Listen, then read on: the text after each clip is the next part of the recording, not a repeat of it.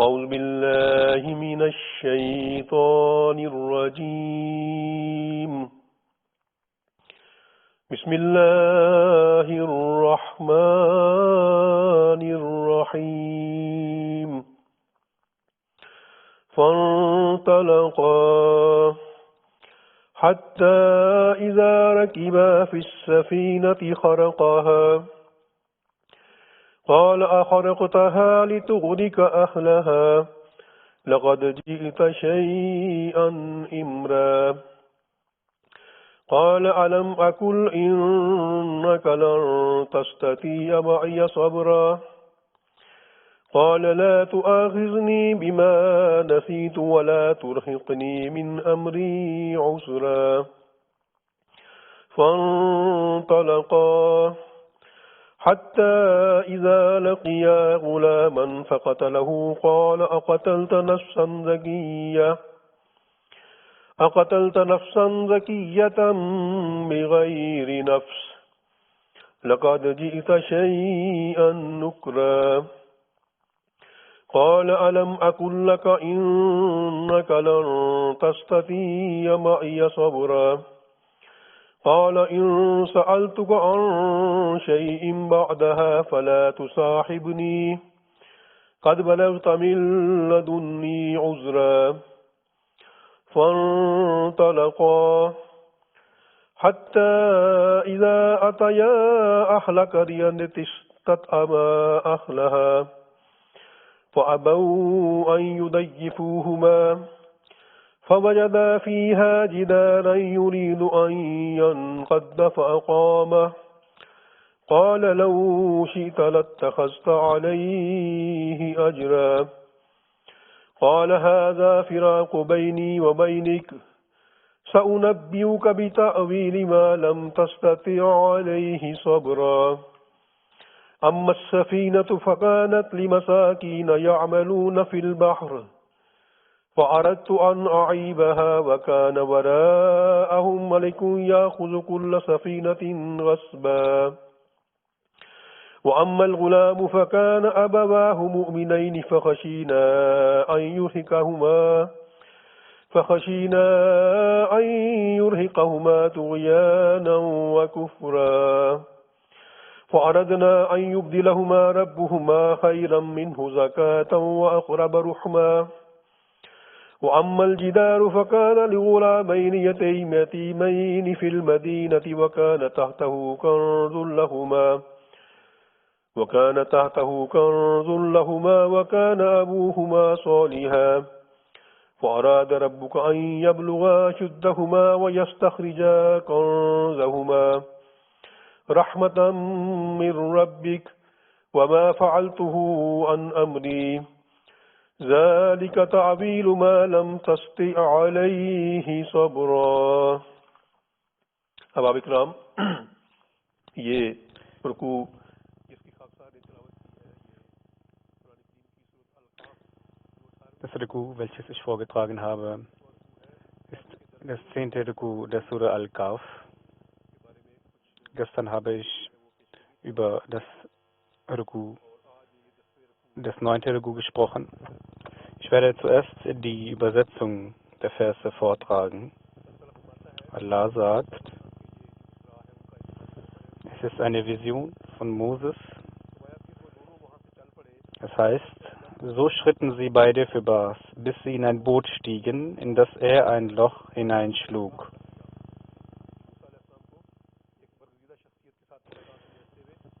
Moses traf also eine fromme, gesandte Person, die ein Loch hineinschlug in das Boot. Nun, Moses sprach, schlugst du ein Loch hinein, um seine Mannschaft zu ertränken? Fürwahr, du hast etwas Schreckliches getan. Dieser Gesandte Allahs sagte, er antwortete, habe ich nicht gesagt, du würdest es nimmer vermögen, bei mir auszuharren in Geduld? Moses sprach, stelle mich nicht zur Rede ob meines Vergessens und sei deswegen nicht streng mit mir. So zogen sie weiter, bis sie einen Jüngling trafen, den er erschlug. Moses sprach, Hast du einen unschuldigen Menschen erschlagen, ohne dass er einen anderen erschlagen? Fürwahr, du hast etwas Entsetzliches getan. Er antwortete, habe ich dir nicht gesagt, du würdest es nimmer vermögen, bei mir auszuharren in Geduld? Moses sprach, wenn ich dich hernach noch über etwas befrage, so begleite mich nicht weiter. Von mir aus wärest du dann zu entschuldigen.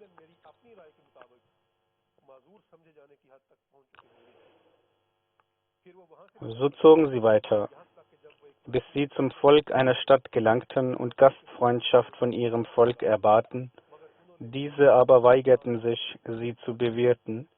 Nun fanden sie dort eine Mauer, die einzustürzen drohte, und er richtete sie auf. Moses sprach, wenn du es gewollt, du hättest eine Belohnung dafür erhalten können. Er sprach, dies ist die Trennung zwischen mir und dir. Doch will ich dir die Deutung von dem sagen, was du nicht in Geduld zu ertragen vermochtest.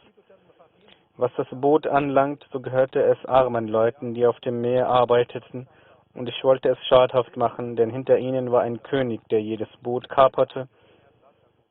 Und was den Jüngling anlangt, so waren seine Eltern Gläubige, und wir fürchteten, er möchte Schmach über sie bringen, durch Widersetzlichkeit und Unglauben.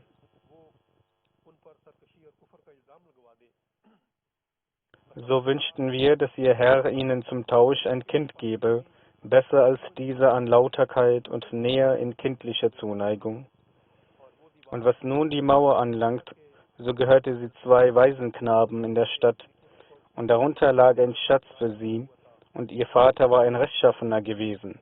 So wünschte der Herr, dass sie ihre Volljährigkeit erreichen und ihren Schatz heben möchten, als eine Barmherzigkeit vor deinem Herrn, und ich tat es nicht aus eigenem Ermessen.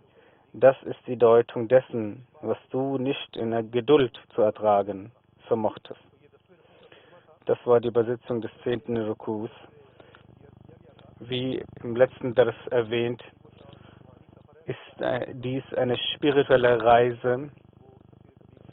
Dies können wir auch aus Tafsir Gebiet lesen. Ich möchte 2, 3 Punkte hier nennen, dass Hazrat Moses a.s. mit einem jungen Mann gereist ist, und Hazrat Muslim hat dies als Jesus beschrieben, und auf dieser Reise haben sie einen Menschen getroffen, den Allah als seinen Diener bezeichnet. Ihn haben sie getroffen, und sie haben ihn gefragt, um Wissen zu erwerben, und er sagte, ihr sollt nicht Fragen stellen, aber trotzdem hat auf eine ungeduldige Art und Weise Moses a.s. Fragen gestellt. Und dieser Diener Allahs hat dann gesagt, dass er nicht sie weiter mitnehmen kann, und dies hat er gesagt, dass er sie dann nicht weiter mitnehmen kann. Nun, dies sind ein paar Punkte. Und also Moses sagt, dass er sehr lange diese Reise unternehmen kann, bis er nicht zu den 2 Meeren kommt, die ineinander fließen. Und auf dieser Reise sah er, dass eine Mauer emporgehoben wurde, ein Loch in ein Boot hineingeschlagen wurde, ein Jüngling getötet wurde. Heute werde ich über die Interpretation dieser Botschaften sprechen. Hazrat Muslim Maud anhu schreibt, beziehungsweise was Hazrat Moses a.s. sagte, dass ich jahrhundertelang diese Reise unternehmen werde, bis ich nicht Majrul Bahrain, also die Meere, sehe, die ineinander fließen. Was hat es damit auf sich? Hazrat Muslim Maud anhu sagt, in dieser Reise war es notwendig, dass ein junger Mann mit ihm sich zusammentut, denn die eine Reise, Die eine Zeit ging vorüber. Die eine Zeit war die Zeit des Hazrat Moses und die zweite Zeit war die Zeit von Hazrat Jesus. Es ist in zwei Teile gegliedert und es,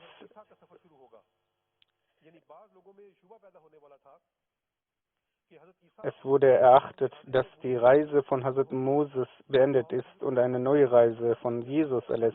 beginnt und die Scharia von Moses nicht mehr gilt und eine neue Scharia von Hazrat Jesus entstanden ist. Aber hier wurde gesagt, dass dadurch nicht eine neue Reise begonnen wurde und nicht ein neuer Glaube entstand, sondern dieser junge Mann hat die Reise von Moses weitergeführt und vervollkommnet.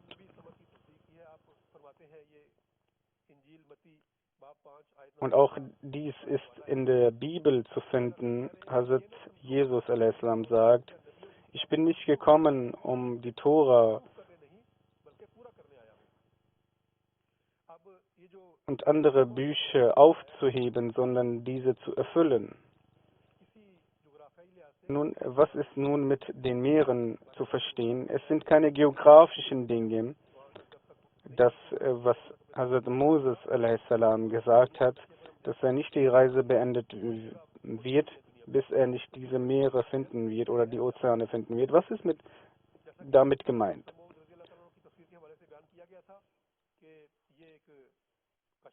Dies ist eine Vision. Und in der Vision sieht man Dinge, die interpretiert werden müssen. In Tabdilul Ana, einem berühmten Buch von Tabir Roya, sehen wir, dass durch das Meer ein außergewöhnlicher König zu verstehen ist, der gerecht ist und auch sehr sanftmütig und die Menschen sich ihm anschließen und hinter ihm folgen. Das heißt, dass es eine solche Zeit gemeint ist, dass Hazrat Moses a.s., der ein spirituelles Meer war, ein außergewöhnliches spirituelles Meer, diese Zeit endete und die Zeit des heiligen Propheten, des spirituellen Meeres des heiligen Propheten begann. Das heißt, diese zwei spirituellen Meere sind damit zu verstehen und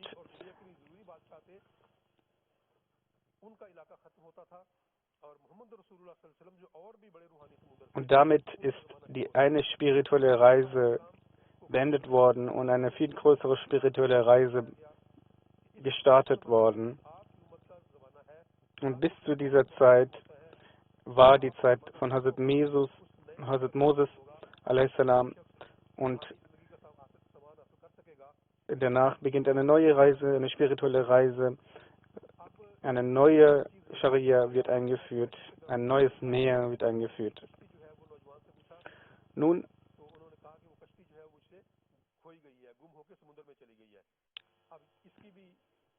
eine weitere Sache, dass das Boot verloren gegangen ist. Welche Bedeutung hat dies? Es heißt hierbei auch in diesem Buch, was ich als Referenz benutzt habe, als Fisch, das hier zu verstehen ist als Gottesstätte zu verstehen.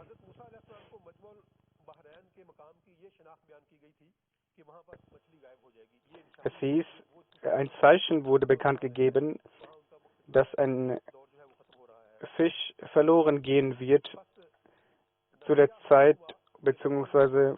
an dem Ort, wo die Meere ineinander fließen.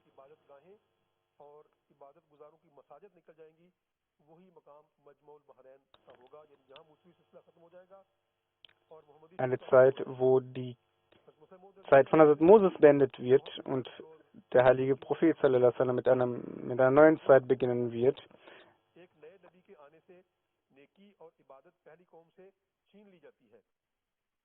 Also Muslim anhu berichtet, dass eine fromme Taten und von der einen Nation bzw. von einem Volk zum anderen Volk übergehen und die Taten des Volkes von Moses waren nicht mehr beziehungsweise werden nicht mehr Akzeptanz erfahren und dies wird zum Volk von Hazrat Muhammad sallallahu alaihi wasallam gehen und übergehen.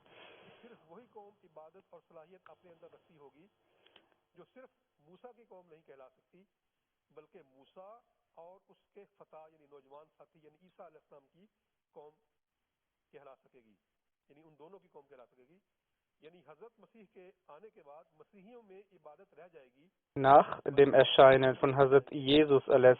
wird der Gottesdienst voranschreiten, aber diejenigen, die nur an Hazrat Moses a.s. glauben, werden nicht mehr diese spirituellen Fortschritte erlangen. Und Hut, also mit diesem Fisch ist zu verstehen, dass dieses Volk, das nur an Hazrat Moses a.s. glaubt, damit zu verstehen ist. Und in der Zeit, wo es zum Ort kommt, Majmul Bahrain, dass die Zeit des heiligen Propheten beginnen wird. Hierbei wird der wahre Gottesdienst dann von diesem Volk ausgehen.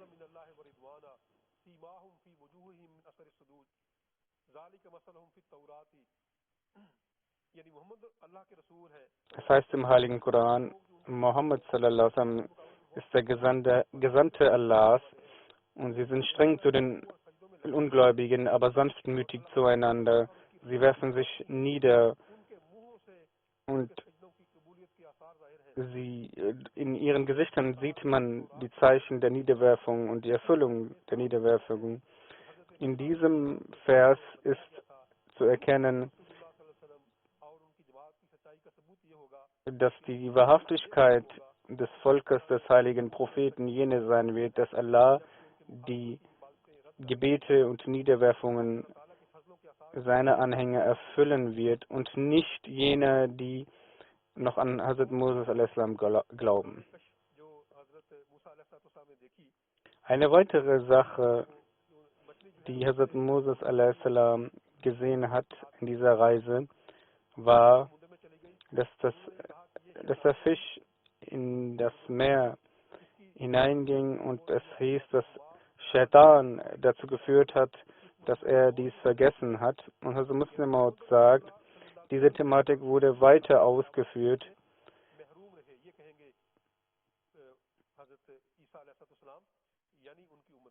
Die Gemeinden von Hazrat Jesus a.s. werden sagen,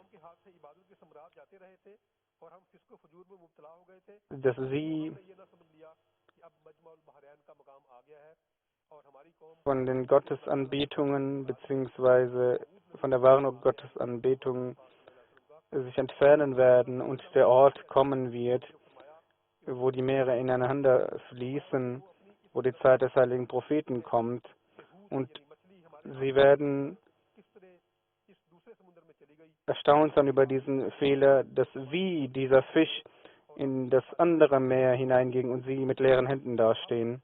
Und dies sind alles Visionen, die interpretiert werden müssen.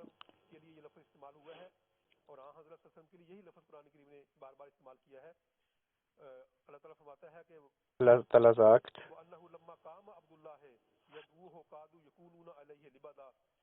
im Heiligen Koran, wenn Allahs Gesandter sich für das Gebet erhebt, versammeln sich die Menschen. Und das Wort Abd wird für den heiligen Propheten benutzt. Und Abd ist ein Diener, und der vollkommene Diener war der heilige Prophet Muhammad, Frieden sei auf ihm.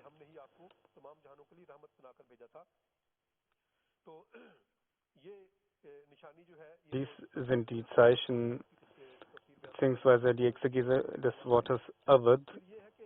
Dann heißt es,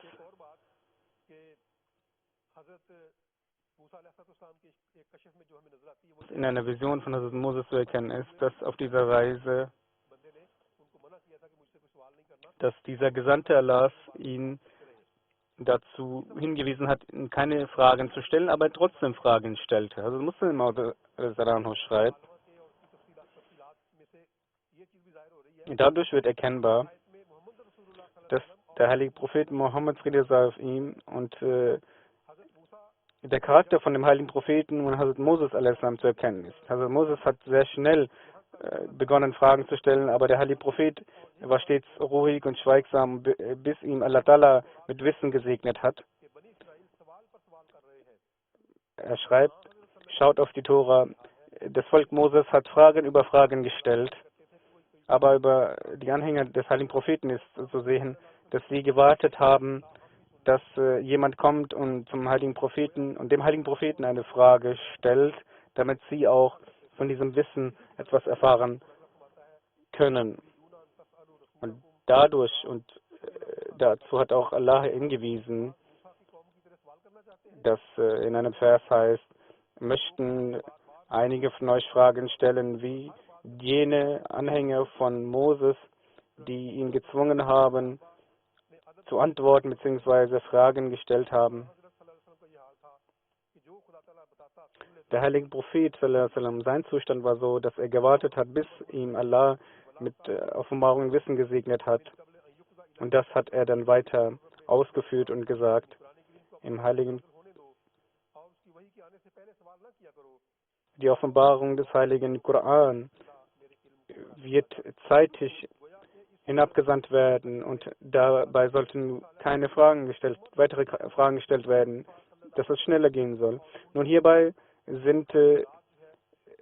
auch der Charakter der Anhänger bzw. des Volkes von Moses und vom heiligen Propheten Mohammed Friede sei auf ihm erkennbar.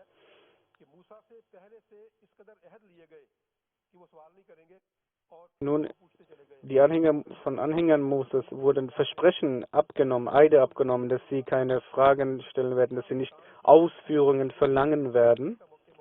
Aber sie haben trotzdem weitere Ausführungen, Interpretationen verlangt. Nun, der heilige Prophet hatte kein Versprechen abgegeben, aber als Gabriel zu ihm sagte, er soll nicht nach Ausführungen verlangen, blieb er ruhig und schweigsam. Nun werde ich einige Punkte des 10. Rukus benennen, wie Sie vernommen haben, dass Hazrat Muslim Maud anhu auch den Charakter und den Zustand des Volkes des heiligen Propheten und des Volkes von Hazrat Moses beschrieben hat. Hierbei hat er auch weitere Punkte beschrieben. Er sagt, hierbei beginnt die eigentliche Reise von Hazrat Moses a.s.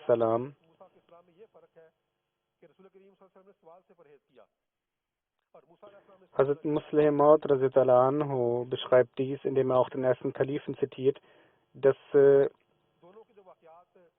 das Volk von Moses Fragen gestellt hat, Ausführungen verlangt hat. Und dies nicht in der Zeit des heiligen Propheten zu erkennen war.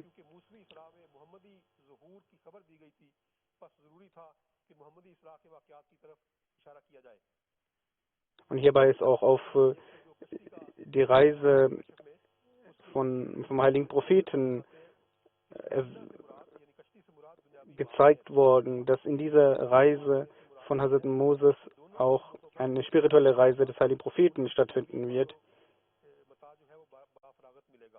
Nun, es heißt, als beide auf das Schiff stiegen und auf das Boot stiegen, und dies bedeutet auch, dass beide Völker großes Wissen erlangen werden, Fortschritte erlangen werden, dann heißt es, dass in ein Loch hineingeschlagen worden ist.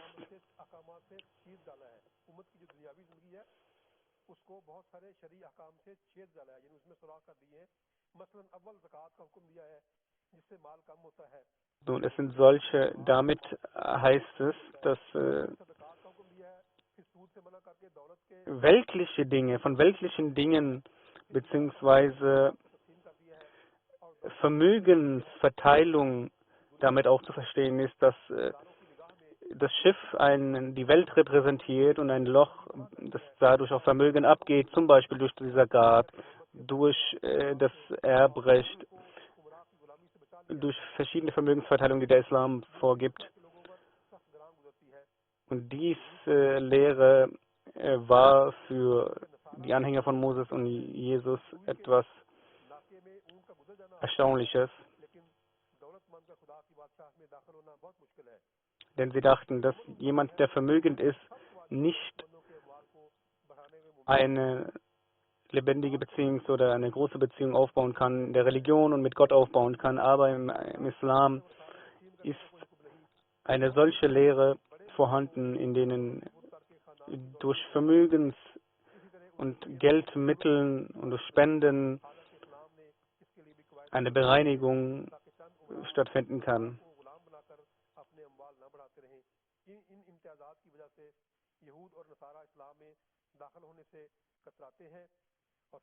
Und es heißt in diesem Auszug, dass die Anhänger von Moses und Jesus, also Christen und Juden, deshalb davor abschrecken, dem Islam sich auch ein Grund, nicht dem Islam sich anzuschließen, weil diese Lehren vorhanden sind, dass weltliche Mittel ausgegeben werden sollen.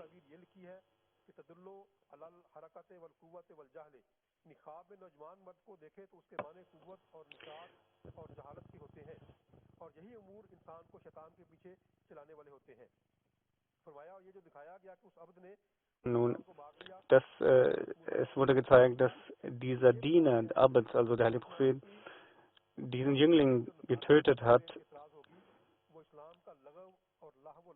der als Jüngling auch das Übel zu verstehen und damit ist auch zu verstehen, dass der Heilige Prophet üble Dinge verbieten wird, beziehungsweise beseitigen wird, heißt Alkohol, Glücksspiel etc. Und in diesem jungen Alter sind besonders diese teuflischen und üblen Dinge, ist der Mensch einfach bereit, hierbei in diesen Wegen zu wandeln.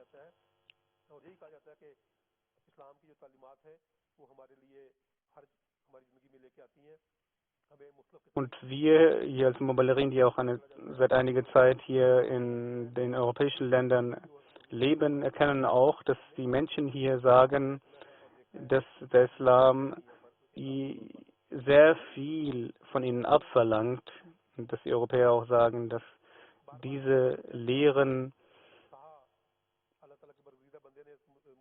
sehr viel Anstrengung verlangen und sehr viel Opferbereitschaft verlangen, um von weltlichen Dingen auch abzukommen. Nun, weiter heißt es,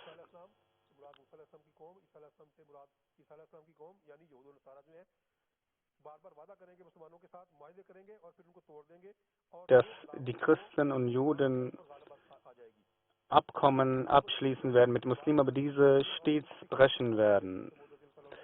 Dies ist auch hierbei erwähnt. Und ich möchte zuletzt noch erwähnen, was es mit der Mauer zu verstehen ist.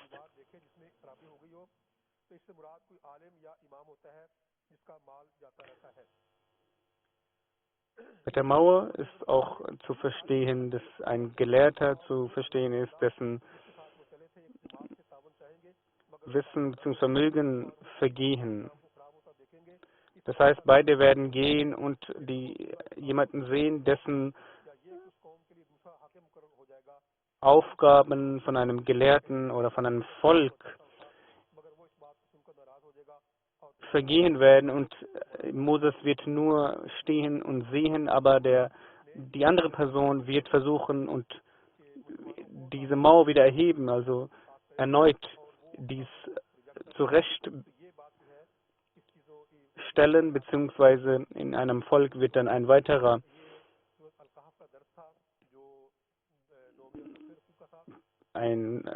Prophet erscheinen und damit sind diese Interpretationen bzw. zu verstehen, diese Punkte zu verstehen. Und in den nächsten Versen wird es inshallah um Zulqarnain gehen. Das werden wir morgen besprechen. Zuletzt möchte ich noch sagen, eine Ankündigung, dass nach diesem Dars, dass Sie noch mit uns verbleiben für einige Minuten, denn Sie werden den Gesundheitszustand des Kalifen, möge Allah sein Helfer sein, sehen bzw. informiert werden darüber. Deshalb sollten Sie Ihren Fernseher jetzt nicht ausschalten, sondern eine Botschaft wird eingespielt über den Gesundheitszustand des Kalifen. Bismillahirrahmanirrahim. Im Namen Allahs, des Gnädigen, des Barmherzigen. Der folgende Bericht ist vom Privatsekretär von dem 5. Möge Allah sein Helfer sein und gemäß dem medizinischen Bericht von Dr. Shabib Bhatti Sahib. Mit der Gnade Allahs ist der allgemeine Gesundheitszustand von Huzur Anwar heute viel besser. Nach seinem kürzlichen Sturz sind die Schmerzen deutlich zurückgegangen und die Verletzungen an seiner Stirn, Nase und seinen Knien heilen alle völlig zufriedenstellend. Alhamdulillah. Huzur Anwar setzt die Überprüfung seiner Büropost und Korrespondenz wie gewohnt fort und er betet weiterhin für alle Mitglieder der Jamaat. Alle Mitglieder der Jamaat werden gebeten, ihre aufrichtigen Gebete und Bitten für unseren geliebten Meister fortzusetzen, dass Allah, der Allmächtige, aus seiner reinen Gnade Huzur eine vollständige und rasche Genesung gewähren möge, sodass die Jamaat erneut mit der Gelegenheit gesegnet werden kann, ihren geliebten Imam bei der Freitagsansprache nächste Woche zu sehen.